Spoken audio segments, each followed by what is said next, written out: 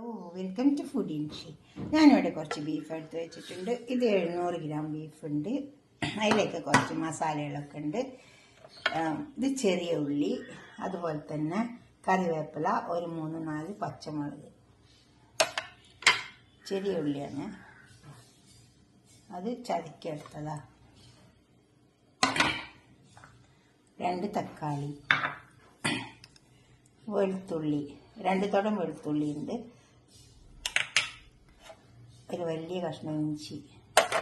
ഇനി അതിലേക്ക് 2 table spoon മല്ലി, ഇതൊന്ന് വറുത്തെടുക്കണം.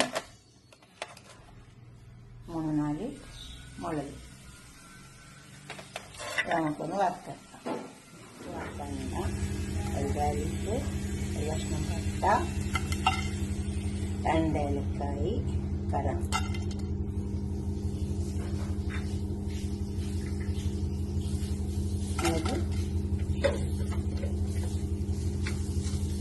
പെരുംജീരകം,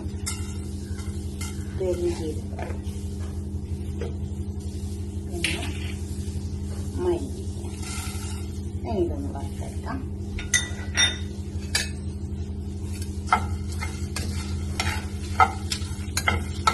ഇതൊന്ന് വെന്താൻ നല്ലതാണ്. അപ്പം നമുക്ക് തീ ഓഫാക്കാം. പൊടിച്ചെടുക്കാം. നന്നായി പൊടിച്ചെടുക്കണം. എന്നിട്ട് നമുക്ക് ബീഫിൽ ചതച്ചിട്ട് ഓയിൽ ഒഴിച്ച് കൊടുത്തിട്ടുണ്ട്. ചെറിയ ഉള്ളി ഇട്ടേക്കാം, കറിവേപ്പില ഇട്ടേക്കാം,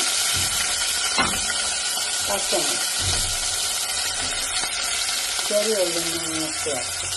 അപ്പോൾ നല്ല മണം വരുമ്പോൾ മസാല. ചെറിയ ഉള്ളി ഉണ്ടോ ഇത് മൂത്ത് വന്നിട്ടുണ്ട്. നമുക്ക് തക്കാളി ഇട്ട് കൊടുക്കാം.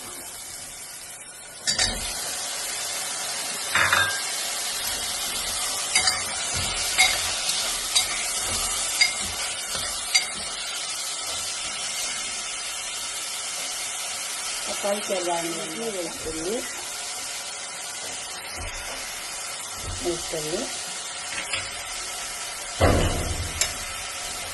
ഇഞ്ചി,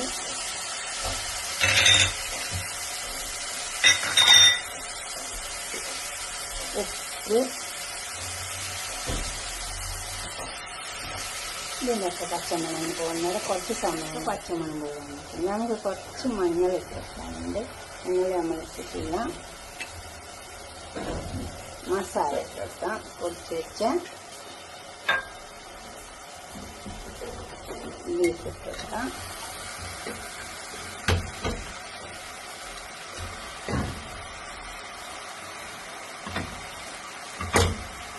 ഇത് നന്നായി ഇളക്കി ചേർക്കാം.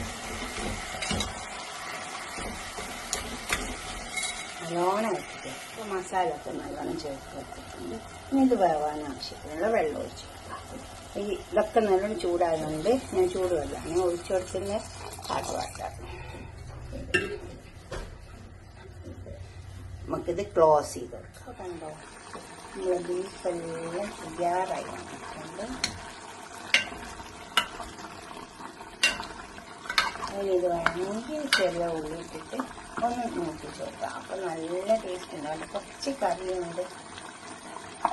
നമുക്കൊരു പാത്രത്തിലേക്ക് സെർവ് ചെയ്യാം. ബീഫ് കറി അത് പറഞ്ഞിട്ടുണ്ട്. ഇങ്ങനെ ബീഫ് കറി ഉണ്ടാക്കിയിരിക്കുക നല്ല ടേസ്റ്റ് ഉണ്ടാവും. ഉണ്ടാക്കിയിട്ട് നിങ്ങളെ അഭിപ്രായം നിർദ്ദേശമൊക്കെ കമൻറ്റ് ബോക്സിൽ അറിയിക്കുക. ലൈക്ക് ചെയ്യുക, അപ്പോൾ തന്നെ ഷെയർ ചെയ്യുക, സബ്സ്ക്രൈബ് ചെയ്യാത്തവരൊക്കെ ചെയ്യുക.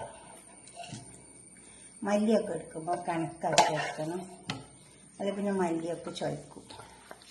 കണക്കാക്കിയിട്ട് എടുക്കാമെങ്കിൽ എല്ലാം കണക്കാക്കിയിട്ട് എടുക്കുക. എന്നിട്ട് കറി വെക്കുക. അപ്പം നല്ല ടേസ്റ്റ് ഉണ്ടാകും. ഇനി ഇതിന് നമുക്ക് ലേശം അമ്മൂക്ക് ചേർത്തിട്ടുണ്ട്. അതോടെ ഇട്ട് ചെറിയ ഉള്ളി ചേർക്കണം. ചൂടാകുമ്പോൾ നല്ല ടേസ്റ്റ് ഉണ്ടാകും. ഇനി നിങ്ങളുടെ അഭിപ്രായ നിർദ്ദേശമൊക്കെ ഒന്ന് കമൻറ്റ് ബോക്സിൽ അറിയിക്കുക. അടുത്തൊരു വീഡിയോ ആയിട്ട് നമുക്ക് പിന്നെ കാണാം. ബൈ.